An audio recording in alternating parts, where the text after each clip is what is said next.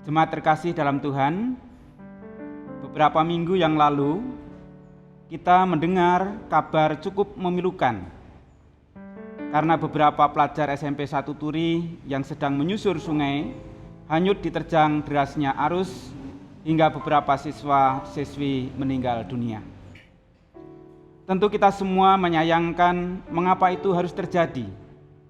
Padahal ketika hendak dilaksanakan acara susur sungai, Pembina Pramuka telah diperingatkan oleh warga masyarakat setempat. Saat ini musim penghujan, cuaca mendung, menunjukkan akan datangnya hujan. Dan itu berbahaya bagi siapapun yang hendak menyusur sungai. Kemarin di Sungai Opak, di Jembatan Tulung juga terjadi 5 orang pemancing terjebak banjir dan 1 orang belum ditemukan sampai sekarang. Oleh karena itu, jika hari ini, Minggu tanggal 22 Maret 2020, dan minggu depan 29 Maret 2020, Majelis GKJ Tanjung Tirto dan hampir semua gereja di Klasis Yogyakarta Utara memutuskan ibadah di gereja ditiadakan adalah suatu sikap yang arif, mengingat adanya himbauan dari pemerintah pusat sampai kepada pemerintah daerah yang tentunya dengan peringatan ini kita tidak boleh mengabaikan. Pada minggu ini kita akan bersama-sama mempergumulkan pesan Tuhan melalui surat atau melalui Injilnya, Yohanes 9 ayat 1-41 yang demikian. Waktu Yesus sedang lewat, ia melihat seorang yang buta sejak lahirnya. Murid-muridnya bertanya kepadanya, "Rabi, siapakah yang berbuat dosa? Orang ini sendiri atau orang tuanya, sehingga ia dilahirkan buta?" Jawab Yesus, "Bukan dia dan bukan juga orang tuanya, tetapi karena pekerjaan-pekerjaan Allah harus dinyatakan di dalam dia. Kita harus mengerjakan pekerjaan Dia yang mengutus aku. Selama masih siang, akan datang malam, di mana tidak ada seorang pun yang dapat bekerja. Selama aku di dalam dunia, akulah terang dunia." Setelah ia menyatakan semua itu, ia meludah ke tanah dan mengaduk ludahnya itu dengan tanah, lalu mengoleskannya pada matanya yang buta tadi, dan berkata kepadanya, "Pergilah, basuhlah dirimu dalam kolam Siloam." Siloam artinya yang diutus. Maka pergilah orang itu, ia membasuh dirinya, lalu kembali dengan matanya sudah melek. Tetapi tetangga-tetangganya dan mereka yang dahulu mengenalnya sebagai pengemis berkata, "Bukankah dia ini yang selalu mengemis?" Ada yang berkata, "Benar, dialah ini." Ada pula yang berkata, "Bukan, tetapi ia serupa dengan dia." Orang itu sendiri berkata, "Benar, akulah itu." Kata mereka kepadanya, "Bagaimana matamu menjadi melek?" Jawabnya, "Orang yang disebut Yesus itu mengaduk tanah, mengoleskannya pada mataku, dan berkata kepadaku, 'Pergilah ke Siloam dan basuhlah dirimu.' Lalu aku pergi, dan setelah aku membasuh diriku, aku dapat melihat." Lalu mereka berkata kepadanya, "Di manakah dia?" Jawabnya, "Aku tidak tahu." Lalu mereka membawa orang yang tadinya buta itu kepada orang-orang Farisi. Adapun hari waktu Yesus mengaduk tanah dan mengoleskan mata orang itu adalah hari Sabat. Karena itu orang-orang Farisi pun bertanya kepadanya, "Bagaimana matanya menjadi melek?" Jawabnya, "Ia mengoleskan aduan tanah pada mataku, lalu aku membasuh diriku dan sekarang aku dapat melihat." Maka kata sebagian orang-orang Farisi itu, "Orang ini tidak datang dari Allah, sebab ia tidak memelihara hari Sabat." Sebagian pula berkata, "Bagaimanakah seorang berdosa dapat membuat mujizat yang demikian?" Maka timbullah pertentangan di antara mereka. Lalu kata mereka pula kepada orang buta itu, "Dan engkau, apakah katamu tentang dia? Karena ia telah memelekkan matamu." Jawabnya, "Ia adalah seorang nabi." Tetapi orang-orang Yahudi itu tidak percaya bahwa tadinya ia buta dan baru dapat melihat lagi, sampai mereka memanggil orang tuanya dan bertanya kepada mereka, "Inikah anakmu yang kamu katakan bahwa ia lahir buta? Kalau begitu bagaimanakah ia sekarang dapat melihat?" Jawab orang tua itu, "Yang kami tahu ialah bahwa dia ini anak kami dan bahwa ia lahir buta. Tetapi bagaimana ia sekarang dapat melihat, kami tidak tahu. Dan siapa yang memelekkan matanya, kami tidak tahu juga. Tanyakanlah kepadanya sendiri. Ia sudah dewasa, ia dapat berkata-kata untuk dirinya sendiri." Orang tuanya berkata demikian karena mereka takut kepada orang-orang Yahudi, sebab orang-orang Yahudi itu telah sepakat bahwa setiap orang yang mengaku dia sebagai Mesias akan dikucilkan. Itulah sebabnya, maka orang tuanya berkata, "Ia telah dewasa, tanyakanlah kepadanya sendiri." Lalu mereka memanggil sekali lagi orang yang tadinya buta itu dan berkata kepadanya, "Katakanlah kebenaran di hadapan Allah. Kami tahu bahwa orang itu orang berdosa." Jawabnya, "Apakah orang itu orang berdosa? Aku tidak tahu. Tetapi satu hal aku tahu, yaitu bahwa aku tadinya buta dan sekarang dapat melihat." Kata mereka kepadanya, "Apakah yang diperbuatnya padamu? Bagaimana ia memelekkan matamu?" Jawabnya, "Telah kukatakan kepadamu dan kamu tidak mendengarkannya. Mengapa kamu hendak mendengarkannya lagi? Barangkali kamu mau menjadi muridnya juga." Sambil mengejek, mereka berkata kepadanya, "Engkau murid orang itu, tetapi kami murid-murid Musa. Kami tahu bahwa Allah telah berfirman kepada Musa, tetapi tentang dia itu kami tidak tahu dari mana ia datang." Jawab orang itu kepada mereka, "Aneh juga bahwa kamu tidak tahu dari mana ia datang, sedangkan ia telah memelekkan mataku. Kita tahu bahwa Allah tidak mendengarkan orang-orang berdosa, melainkan orang-orang yang saleh dan yang melakukan kehendak-Nya.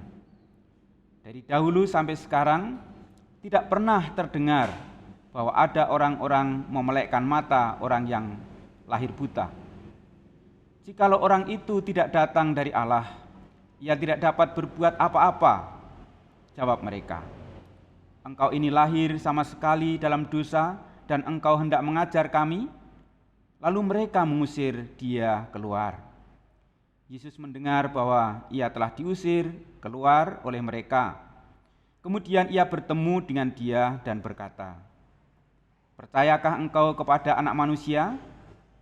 Jawabnya, "Siapakah dia, Tuhan, supaya aku percaya kepadanya?"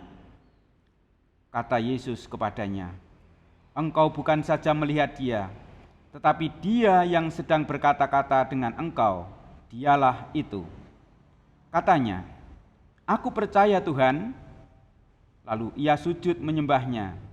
Kata Yesus, "Aku datang ke dunia untuk menghakimi, supaya barang siapa yang tidak melihat dapat melihat, dan supaya barang siapa yang dapat melihat menjadi buta." Kata-kata itu didengar oleh beberapa orang Farisi yang berada di situ, dan mereka berkata kepadanya, "Apakah itu berarti bahwa kami juga buta?" Jawab Yesus kepada mereka, "Sekiranya kamu buta, kamu tidak berdosa. Tetapi karena kamu berkata, kami melihat, maka tetaplah dosamu.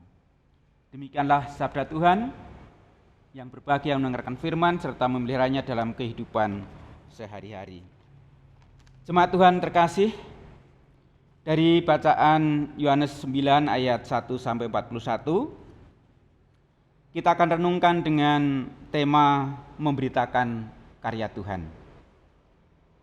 Karya Tuhan teranyam dalam sejarah kehidupan manusia.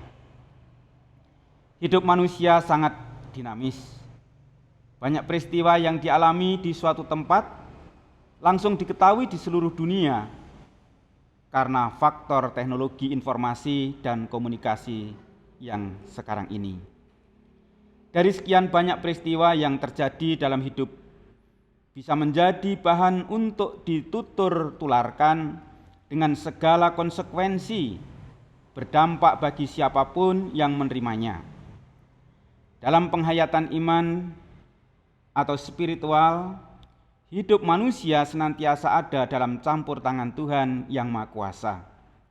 Maka menuturkan kisah hidup dalam penghayatan iman atau spiritual berarti memberitakan karya Tuhan. Minggu Prapaskah keempat, firman Allah yang terambil dari Yohanes 9 ayat 1 sampai 41, hal penyembuhan orang buta sejak lahir. Bermula dari pertanyaan para murid yang isinya mencerminkan cara pandang orang pada masa itu bahwa sakit yang diderita seseorang dipahami sebagai akibat dosa. Orang berpandangan bahwa di mana ada penderitaan, di situ pasti ada dosa. Ketika penderitaan dipandang tidak mungkin diketahui oleh yang bersangkutan, semisal lahir dalam keadaan cacat, orang Yahudi akan mengaitkan dengan dosa yang dilakukan oleh para pendahulunya. Namun Yesus tidak terjebak pada pertanyaan para murid atau pandangan orang Yahudi kala itu. Yesus tidak menyatakan siapa yang telah berdosa yang menjadi sebab seseorang lahir cacat. Jawab Yesus justru membawa orang zaman itu untuk memiliki paradigma baru terhadap penderitaan. Paradigma yang Yesus tawarkan adalah memandang dan merespon penderita menjadi sesama bagi yang lain untuk menyatakan belas kasih Allah. Penderitaan tidak didekati dengan semangat menghakimi, tetapi dengan menghadirkan rasa peduli, empati, simpati, seperti yang Tuhan kerjakan. Yang Yesus kerjakan adalah dengan menyembuhkan orang buta yang telah buta sejak lahir. Hal ini menegaskan bahwa ia adalah terang dunia, dan orang percaya atau gereja terpanggil untuk menyatakan karya Tuhan. Reaksi pro dan kontra serta perdebatan terjadi sebagai reaksi atas kesembuhan orang buta, baik di kalangan orang Farisi maupun orang Yahudi, karena terjadi pada hari Sabat. Di tengah sikap pro kontra dan perdebatan, dengan teguh ia menyatakan, benar, akulah itu. Bahkan ia menyatakan bahwa Yesus adalah nabi. Orang tua si sakit tidak berani memberikan pernyataan yang lebih dari sebatas mengakui bahwa anaknya memang buta sejak lahir.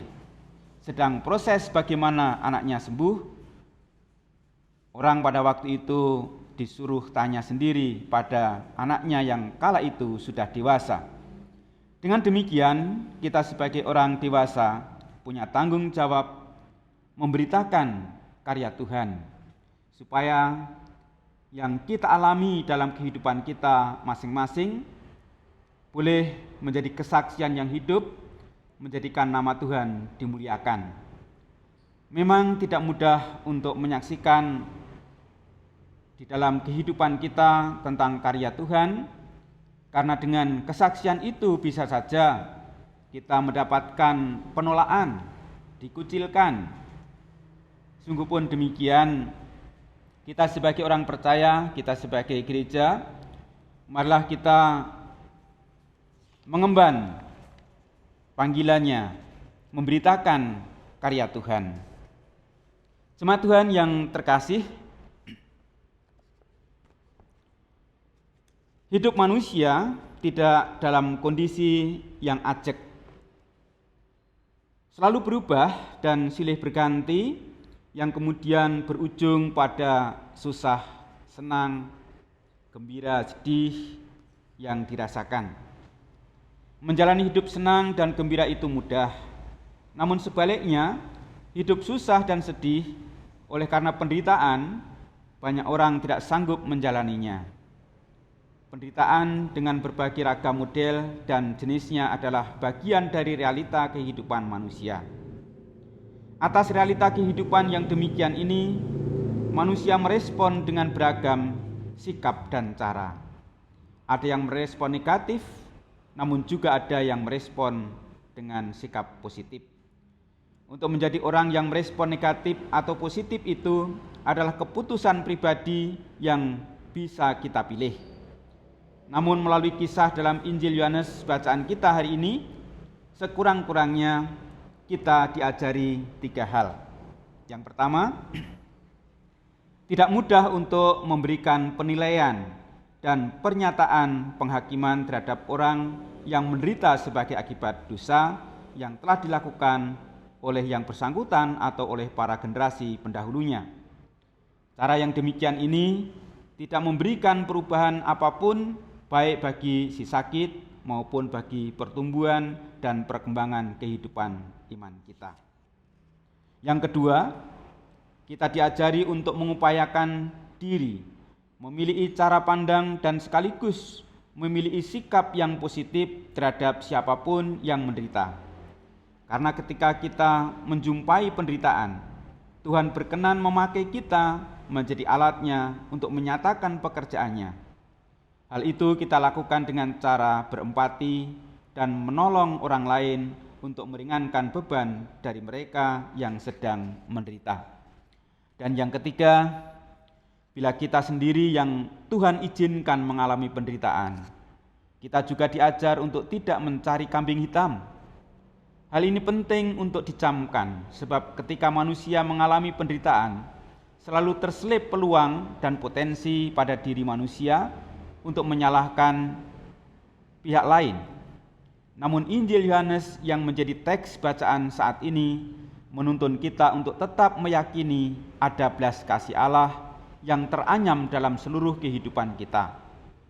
Dalam penderitaan kita juga diajak untuk peka, melihat, karena dalam penderitaan selalu tersedia ruang perenungan untuk memproses dan mendewasakan atau memelekkan iman, yang akhirnya kita diajak untuk menuturkan karya Allah karena belas kasih-Nya kepada kita.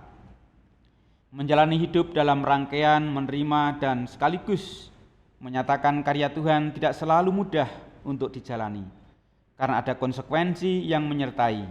Namun dengan meyakini bahwa karya Kristus telah memelekkan iman kita, memampukan kita untuk mewartakan karya Allah melalui keseluruhan hidup yang kita jalani secara arif, yang membuahkan kebaikan, keadilan, dan kebenaran. Amin. Allah Bapa di surga, pada hari ini kami umat-Mu dalam ibadah yang boleh kami laksanakan di rumah, mohon berkat-Mu ya Tuhan. Biarlah kami tetap merasakan penyertaan dan pemeliharaan-Mu. Kami bersyukur jika pada hari ini kami juga boleh mendengarkan firman-Mu. Dan biarlah ya Tuhan firman-Mu ini boleh kami renungkan, kami camkan, kami perhatikan, dan kiranya Roh-Mu yang kudus menolong kami, agar kami dapat melaksanakannya di dalam kehidupan kami hari lepas hari. Ya Tuhan, dengan penuh kerendahan hati Kami hamba-Mu berdoa bagi segenap jemaat-Mu. Biarlah mereka semua boleh menggunakan waktu yang ada pada hari ini untuk duduk bersama di hadapan Tuhan, untuk mendengarkan firman-Mu, merenungkannya, dan mencamkannya di dalam hidupnya. Sehingga kami jemaat-Mu boleh belajar mengerti akan maksud Tuhan di dalam kehidupan kami. Bapa dalam surga, kendati pada saat ini kami dihadapkan pada situasi kondisi yang kurang kondusif sehubungan dengan virus corona yang melanda seluruh dunia.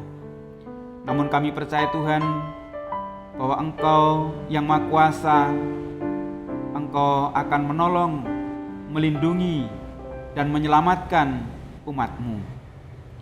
Kami juga berdoa ya Tuhan, kiranya peribadatan kami yang boleh kami laksanakan di rumah-rumah ini pada minggu ini dan minggu depan, itu boleh kami lakukan dengan sungguh-sungguh, dengan rasa syukur.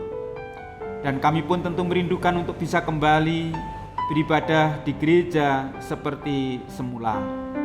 Oleh karena itu ya Tuhan, biarlah pada minggu-minggu yang akan datang kami boleh kembali bergereja seperti sedia kala. Bapa di surga, kami berdoa bagi yang saat ini terkena virus corona dan harus menjalani perawatan secara intensif. Kiranya Tuhan Engkau lawat, kiranya Tuhan jamah. Biarlah Tuhan melalui para dokter, para perawat yang boleh menyatakan karya Tuhan, mereka beroleh kesembuhan. Dan biarlah ya Tuhan, mereka pun boleh bersyukur atas kesembuhan anugerah Tuhan. Bapa di surga, kami juga mohon perlindungan untuk para dokter, juru rawat yang harus menaruhkan jiwa raganya demi kemanusiaan, demi keselamatan sesama. Terima kasih Tuhan, kami juga bersyukur untuk pemerintah yang saat ini juga melakukan langkah untuk mengupayakan agar keselamatan masyarakat dikedepankan dengan mengajak seluruh komponen untuk ambil bagian, bekerja sama sehingga dapat meminimalisasi dampak dari virus corona yang merebak dan membahayakan ini. Terima kasih ya Tuhan.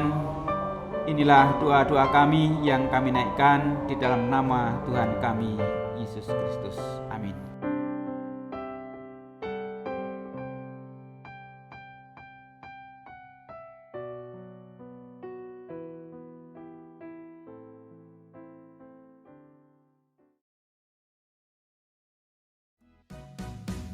Tuhan mengutus kita ke dalam dunia, bawa pelita kepada yang gelap.